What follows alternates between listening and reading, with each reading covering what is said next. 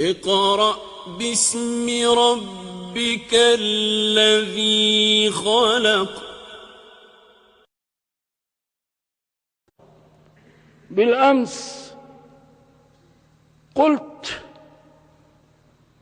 في هذا المكان: ليس بين أن ينال هذا الجيش الباسل الذي يؤدي واجبه النوعي في هذه البلدة وبين أن ينال أعلى الرتب في رضوان الله سوى أن يتوج بطولته بالتوبة،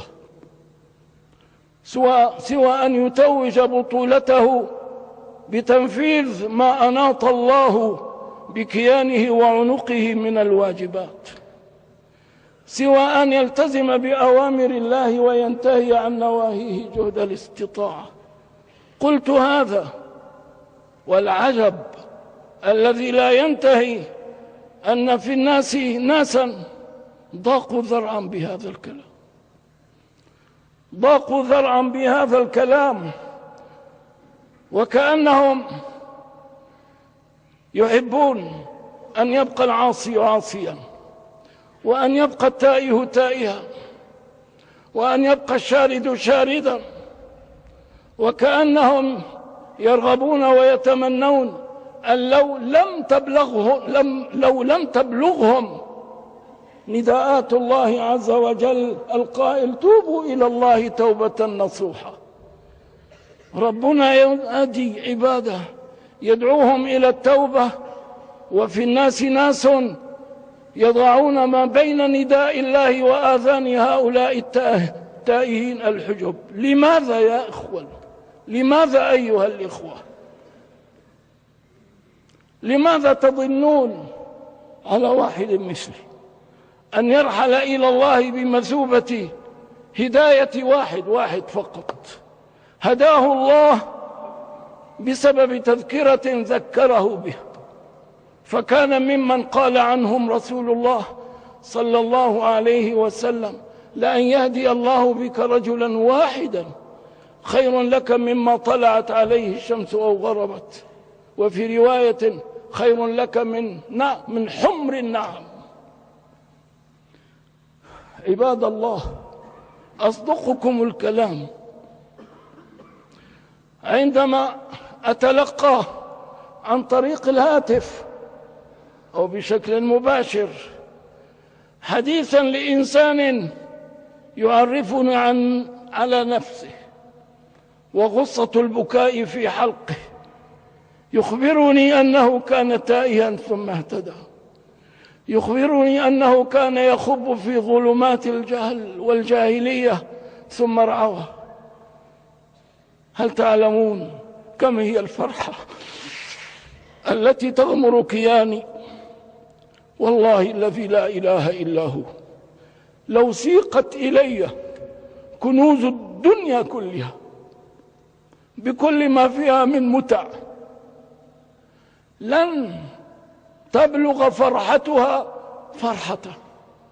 هذا الكلام إذ يبلغني عن طريق هاتف أو بشكل مباشر حديثا عن إنسان واحد هداه الله عز وجل بتذكرة سخرني الله عز وجل لها، لا أقول عشرات بل أقول واحد. يا ناس، لماذا تظنون علي أن يصيبني الله عز وجل بهذا الثواب العظيم؟ لماذا تظنون علي أن أكون واحدا ممن قال عنهم رسول الله: لأن يهدي الله بك رجلا واحدا إلى آخر الحديث؟ وأنا أعلم أن فرحتي هذه إنما هي جزء من فرحة رب العالمين التي عبر عنها رسول الله في الحديث المتفق عليه، أجل المتفق عليه، برواية عبد الله بن مسعود وأنس بن مالك قال: لله أفرح بتوبة عبده من رجل نزل في أرض دوية مهلكة معه راحلته عليها طعامه وشرابه، فوضع رأسه فنام نومة، فاستيقظ وقد ذهبت راحلته. قام يطلبها حتى اشتد عليه الحر واشتد عليه العطش، فقال: أرجع إلى المكان الذي كنت فيه فأنام حتى أموت. ورجع وامتد ووضع رأسه على ساعده، ثم استيقظ وإذا راحلته عنده عليها طعامه وشرابه. يقول رسول الله: فالله أشد فرحا بتوبة العبد من فرح هذا براحلته.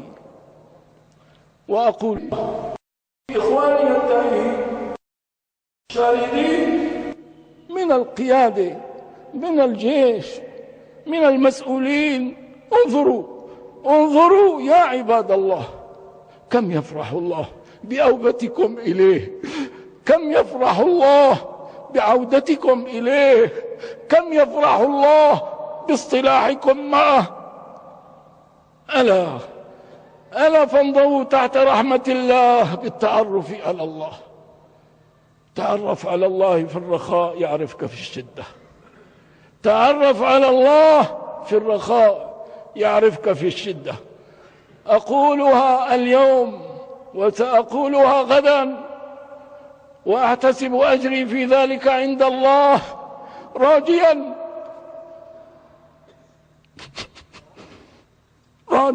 أن يكتبني ممن قال عنهم: ومن أحسن قولا ممن دعا إلى الله وعمل صالحا وقال إنني من المسلمين. سأدعو قادة الأمة وأدعو أفراد هذا الجيش المقدام وأدعو كافة المسؤولين إلى أن يتوبوا إلى الله، إلى أن يعتصموا بشرع الله. بهذا أرحل إلى الله. هذا هو رأس مالي إذا قام الناس لرب العالمين، ليس لعمل صالح هام أتقدم به وأرفع به الرأس بين يدي الله، لكنني سأرحل إلى الله بهذا اللسان. أقول قولي هذا وأستغفر الله العظيم.